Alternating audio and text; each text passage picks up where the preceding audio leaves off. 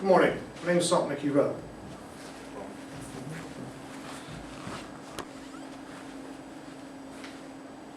Good morning, my name's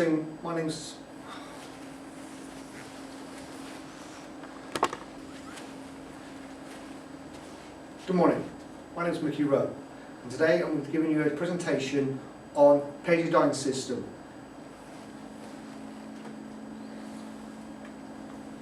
The aim of this presentation is to explain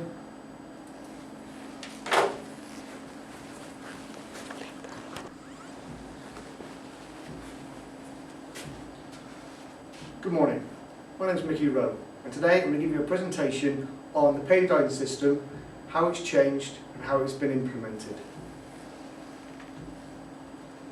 The aim of this presentation is to explain how the Army is changed to the PagerDyne system,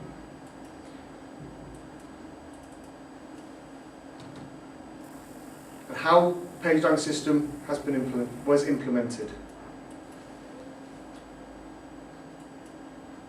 So what called for the change? Well, in 1999, a survey was organised to ask all single soldiers of what they thought of the current catering system. Out of 100%, 72% of the single soldiers preferred to have a new system in place. The new system was introduced was Pay-As-You-Dine. So the PagerDyne team. So in 2000, the Pay-As-You-Dine project team was established, which they were designed to create a modern and integrated CRL lifestyle, which is a catering, retail and leisure lifestyle. To inward invest to dining environment, to improve the facilities that we already have. The guys will only get paid for what food they eat, and facilities will be open for the wider defence community. So no matter who or where you come from, if you're working with an establishment, you can come in and eat within a dining facility, same as you can with a service station or even a restaurant. So trials took place. There were two tranches of trials organised throughout the three services, organised between the Navy, RAF and the Army.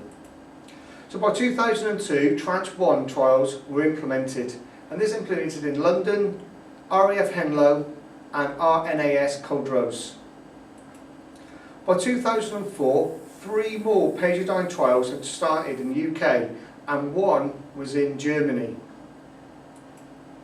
So what was it like without PagerDyne?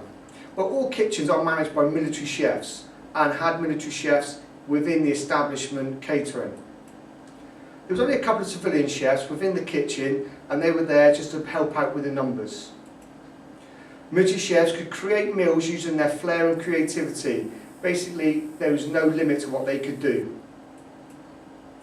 Now, and the soldiers are paying for food, even though they're not coming for this grant, it was taken automatically out of their wages. So once PagerDyne's in place, how is this going to be changed? The reduction in the amount of military chefs, but a civilian chef will be in place of. Military chef will have to dual trade. We're going to have to get different jobs in order for us to be still employable. I'm not only a chef anymore, I'm now a welfare senior NCO. That is one of my dual trades. I'm also an instructor as well. They're looking at reducing the catering course from down to 11,000 from 1,700. Sorry, from 1,100 down to 1,700. The soldiers, when they turn up for food, will only pay for the food that they eat from then on. Okay, so the implementation of Pay-As-You-Dine. The trials were a success in the units that they were trialled in. So by 2005, more and more units were becoming Pay-As-You-Dine units.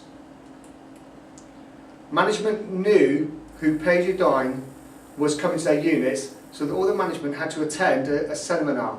This was to introduce them to the Pay-As-You-Dine system and for them to be able to understand what was going to happen and implications that could arise. The transition to Pay-As-You-Dine was fast, and units have to get used to the new system very quickly. Now, this includes all the civilian chefs as much as military chefs. But with Pagerdyne came the contractors to control the new system. So not only have we now got to put up with a new system, we've now got to put up with new management coming in, civilian management coming in. The contractors took over the cookhouses quite quickly. Yeah, they were like a swarm of cockroaches. As soon as one came in, all the rest of them came in straight after. Military management could only watch hopeless. Yeah, officers were taken over, they needed this room for that, this room for that, safes were being put in, it was becoming a right nightmare. The SOWO of the unit was then moved into the QM's department, the quartermaster's department, and he became the contract manager for overseeing the whole contract. So the contractors for the new system, these are the four main companies that are employed to run the contracts within the Army for Pagerdyne.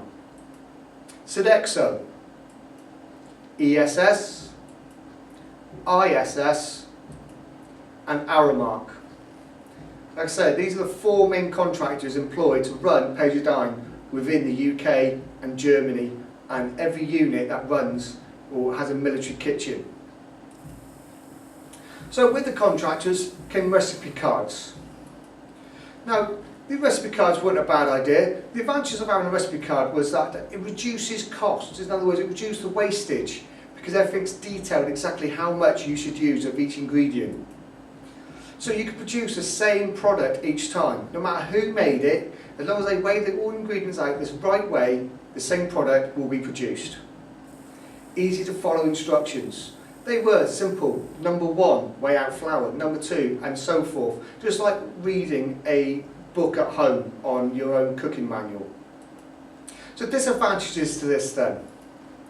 They were timely. Chefs not only had to guess what they were putting in, they had to weigh everything out to the last gram. The chefs started losing their flair. They could no longer make this and make it look really attractive or add that little bit of essence to it. So with that, they started to lose a skill phase. Not only were they turning into robots, that they were actually losing their technique to cooking. It was all written down for them. All they had to do was follow the instructions. So civilian chefs. Now most employed have a lack of experience. Some of these chefs that come in are only level 2 NVQ'd. So as military chefs, we have been employed to try and get them up to scratch, teach them, but with the recipe cards it's not hard to follow. Now some of them have no respect towards military. They think they're there to run the service and we work for them. Unfortunately, they still don't understand it's the other way around. They are actually employed to work for us. Alright, even though they were making us unemployed, they got the upper hand. The contracted hours are 39 hours a week, full time.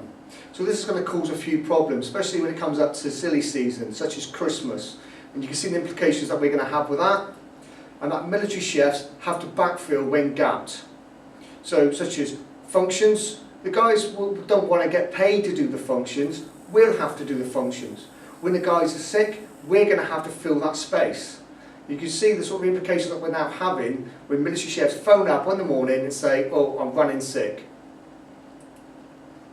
But on the upper scale of it, they cost cheaper than military.